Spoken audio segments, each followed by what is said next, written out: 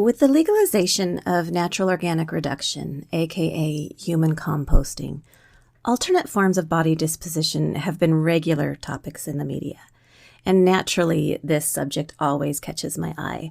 I like to hear what people are saying and what's the general vibe. Most pieces that I've watched or read have been informative, but some have been a little bit inflammatory, leaving out what I would consider to be vital pieces of information. With that in mind, I'd like to spend time discussing 5 body disposition options and what each entails.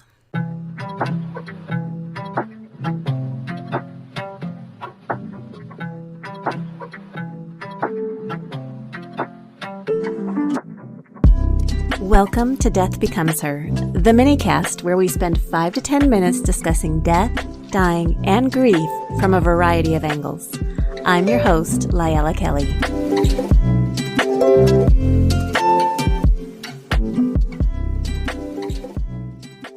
On today's episode, I'm coming at you firmly from the community education standpoint. I want people to have autonomy when it comes to end-of-life decisions, and part of that is being informed about what our choices are and what those choices include. I don't want anybody left in the dark, so today I'm going to get pretty specific about each of these processes.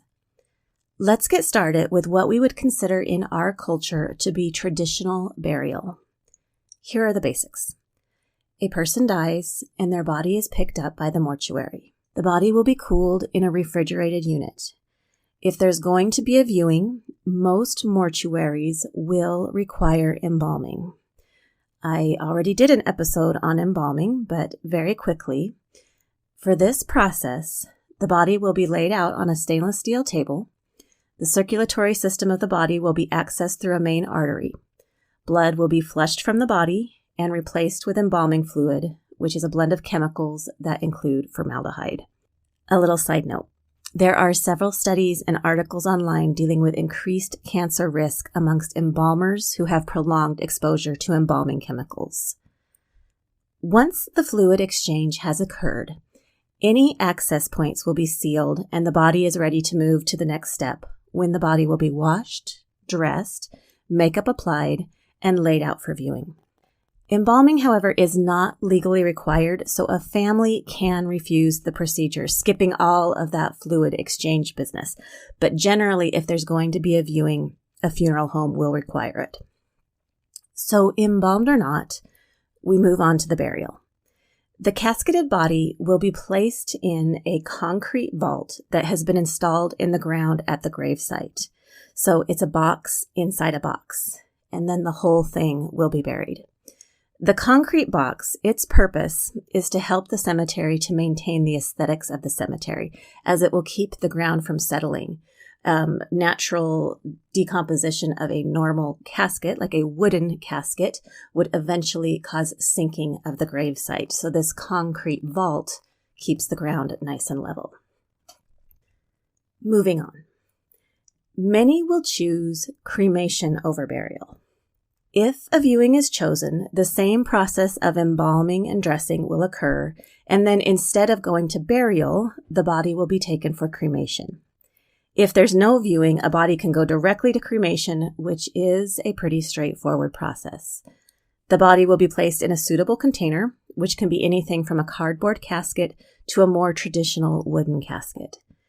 Prior to the cremation, pacemakers or anything else that could cause a problem will be removed from the body. The casketed body will be slid into the retort, which is the name for the cremation machine, and burned at temperatures approaching 1800 degrees Fahrenheit for 3 to 4 hours. At the end of the process, ash and bone fragments will remain. The fragments will be placed in a machine called a cremulator, and they will be ground down to an acceptable size. There is a regulation standard size for how big your cremains should be. The ashes or cremains will then be returned to the family. Next up, let's take a look at natural burial. I sometimes refer to this as cowboy burial. Growing up in rural Idaho and Montana, where many have spent much of their lives on farms, ranches, or in the outdoors, It is not uncommon to come across the sentiment, "Just dig a hole and put me in it." That pretty much sums up natural burial. When a person dies, their body will likely be cared for by members of their personal community as opposed to hired mortuary professionals. Loved ones will wash and dress the body. The body will then either be wrapped in a natural fiber shroud or placed in a simple wicker or natural finish wood casket. No chemical wood lacquers or stains. The shrouded or casketed body will be lowered into the grave by loved ones, and then the grave will be filled with dirt. In natural burial services, it's common for the gathered community to share in filling the grave. Native plants and perhaps an engraved stone will be added to adorn the gravesite. The next two options that we're going to discuss are where some of the comments that I mentioned at the outset come into play. We're going to look at alkaline hydrolysis and natural organic reduction. Alkaline hydrolysis goes by a couple of names: liquid cremation, flameless cremation, and most commonly, aquamation. This process has its roots in an 1888 patent that was used for livestock. I know we are not off to a good start when I say livestock. The process developed into a means of animal disposal where they could safely put remains directly down the drain. The process essentially decontaminates the tissue of animals, protecting against the spread of diseases that can be deadly to both animals and humans. I know it sounds a bit rough, but that is the history. The modern day application, though, is this. A body, either embalmed or unembalmed, will be immersed in an alkaline solution in a heated, pressurized metal aquamation unit. The process takes several hours. The result will be bone fragments that will be ground in the same manner that I mentioned with cremation. The difference being they will be a sparkling white powder instead of the gray color of normal cremains. As for the liquid that remains, the aquamation process produces a completely sterile solution made up of amino acids, sugars, nutrients, salts, and soap. These are the byproducts of natural decomposition. The water from the process is returned to the ecosystem via the normal wastewater treatment facility, just as all funeral homes in the United States, Canada, and many other parts of the world do during the embalming process. Generally, it's the part about the water going into the wastewater system that people object to. My guess is that those objections are coming from people who don't realize what is already happening every day in funeral homes around the world, which again is why I'm doing this graphic little PSA. I want people to be fully informed. So the little take-home point there, the same kind of thing is happening when a person is embalmed.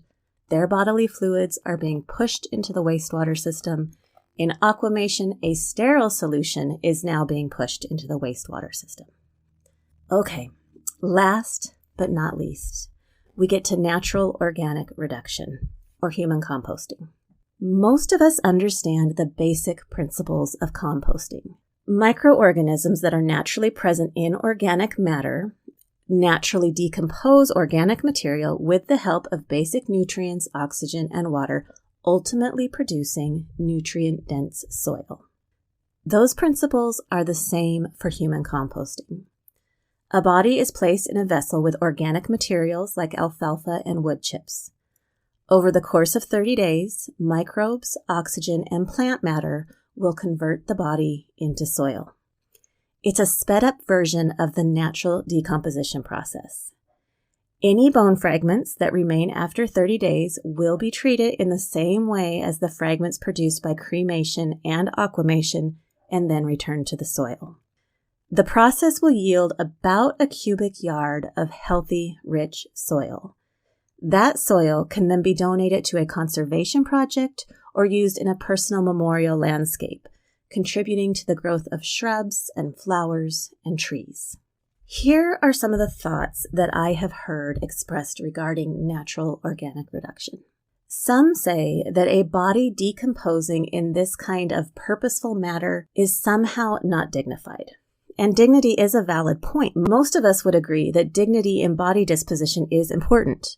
So, As you consider your own options, and having learned a bit more about what each option involves, do you personally feel that one process is more dignified than the next?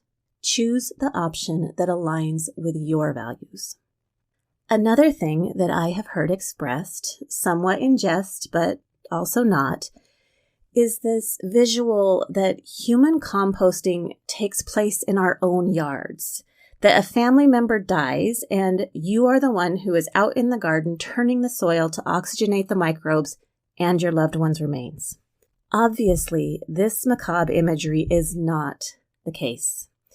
If a person chooses natural organic reduction, their body will be taken into care by a legitimate facility that offers that type of death care, in the very same way that a body would be taken into the care of a mortuary or a funeral home. Human composting is not a Pinterest DIY affair. It's a service performed by regulated professionals. So here's the takeaway. This is why I wanted to talk about this. When we die, we will decompose. Decomposition isn't traditionally beautiful. It makes a lot of us squeamish. Even so, it's going to happen. We can wrap a body in beautiful silks, replace bodily fluids with chemicals, liquefy, or burn our flesh into oblivion. But ultimately, we're all going to disappear into the planet. It's unavoidable. I feel like that's the part that people are really upset about. The inability to avoid the whole thing in general. We don't like to think about the reality of death, so we get sidetracked by certain aspects of certain processes. This is my advice. Choose the option that resonates with you and realize that none of it's pretty. There's no one form of body disposition that's going to make death, loss, and grief okay. And that is okay. Do what works for you and don't criticize someone else for doing what works for them, especially if you're not well informed on the matter. That will only add more pain into the mix. And after all, we are all just trying to handle our complex emotions around death. That's it. I'll get off my preachy little pulpit now.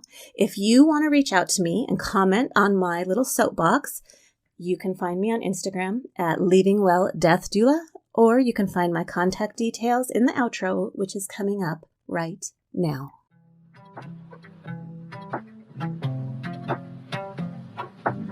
Thank you for listening to the Death Becomes Her minicast. Connect with me, Lyella Kelly, at www.leavingwellmt.com. Special thanks to Roman Belov for our intro and outro music. Thank you for tuning in, and remember, talking about death won't kill you. I promise.